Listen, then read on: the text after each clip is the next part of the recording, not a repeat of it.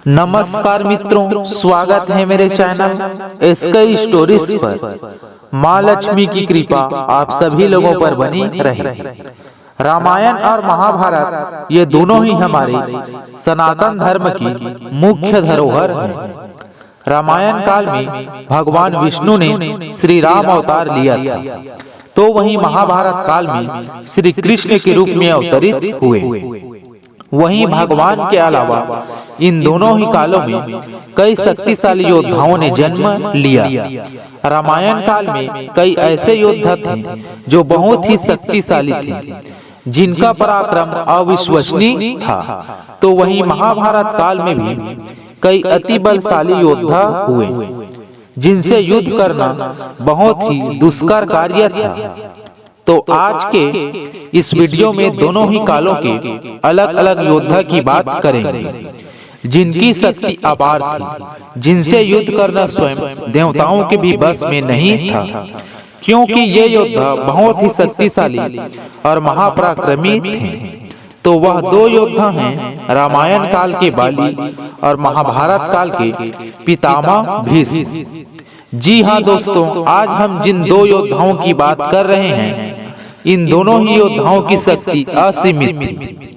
तो आइए जानते हैं कि यदि इन दोनों ही योद्धाओं में युद्ध होता तो कौन विजयी होता। तो आज हम इन योद्धाओं की शक्ति का जिक्र तीन आधारों पर करेंगे। नंबर 1, वरदान के आधार पर। सबसे पहले बात करते हैं रामायण काल के बाली। बाली किष्किंधा के वानरों का राजा था तथा इंद्र का पुत्र थे। वह बहुत ही बलशाली था। उसे वरदान प्राप्त था। उसे यह वरदान उसके पिता के द्वारा मिला था कि उसके पिता ने उसे एक स्वर्ण हार दिया था, जिसे पहनने के बाद जिससे भी वह युद्ध करता था तो उसकी आधी शक्ति उसके अंदर आ जाता था, जिससे उसके शत्रु कमजोर पड़ जाते थे, जिससे बाली को हराना असंभव था। अब बात करते हैं महाभारत काल के अजय योद्धा पितामह भीष्म की। पितामह भीष्म भी बहुत ही शक्तिशाली योद्धा थे। वह परम शूरवीर थे। उसे इच्छा मृत्यु का वरदान प्राप्त था, जो उसके पिता महाराज संतानु ने उसे दिया था। तो अब बात करते हैं कि इन दोनों योद्धाओं में युद्ध होता तो कौन विजयी होता। इन दोनों में ही जाहिर सी बात है मल्ल युद्ध होता। तो बाली भीष्म की आधी शक्ति खींच लेता, जिससे भीष्म कमजोर हो जाता और बाली युद्ध जीत जाता।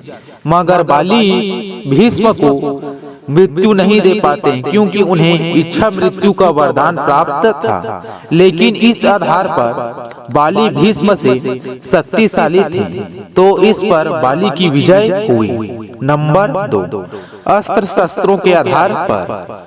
जैसा कि हमने आपको बताया कि बाली के पिता स्वयं इंद्रदेव थे, वहीं उनके गुरु भी थे।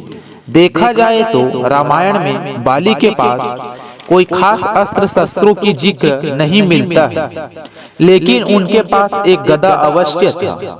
वहीं बात करें पितामह भीष्म की, तो उन्होंने अनेक गुरुओं से शिक्षा ग्रहण किया था, लेकिन उनको अस्त्र शस्त्र गुरु परशुराम से लिया था। वह परशुराम के प्रिय शिष्य थे।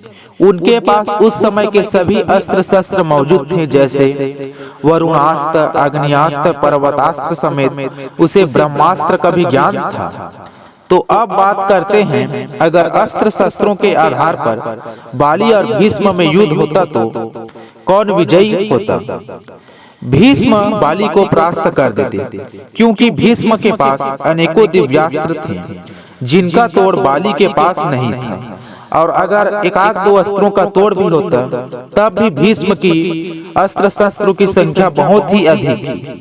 तो इस आधार पर कह सकते हैं कि भीष्म बाली को आसानी से परास्त कर देते। तो इस आधार पर भीष्म बाली से जीत गए हैं। अब बात करते हैं तीसरे और अंतिम चरण की, जीते हुए युद्ध के आधार पर।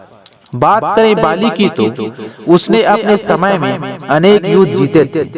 उसने स्वयं रावण को हराया था। इसके अलावा दुमदुबी नाम के राक्षस का वध किया था, जिसमें हजारों हाथियों का बल था।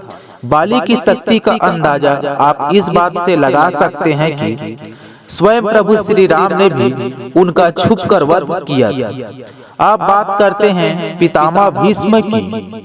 भीष्म महाभारत काल के सबसे शक्तिशाली योद्धा थे। उसने अपने समय में लगभग सभी को हराया था, गुरु परशुराम को भी परास्त किया था तथा महाभारत युद्ध में सबसे ज्यादा उन्होंने ही विनाश किया था। उनकी शक्ति का अंदाजा आप इस बात से लगा सकते हैं कि अर्जुन ने शिखंडी को ढाल बनाकर उसको युद्ध से हटाया था तथा भगवान श्री कृष्ण ने स्वयं उसे मारने के लिए युद्ध भूमि में अपनी प्रतिज्ञा तोड़ दी थी।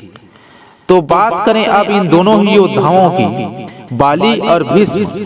अगर ये दोनों ही योद्धा आपस में टकराते तो कौन विजयी होता? ये दोनों ही योद्धा अजय थे, जिनकी शक्ति भी अपार थी।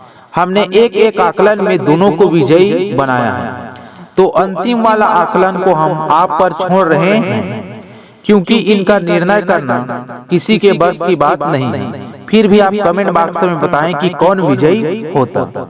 अगर इसी तरह के ज्ञानवर्धक वीडियो देखना चाहते हैं तो चैनल को लाइक, सब्सक्राइब और शेयर करें। धन्यवाद।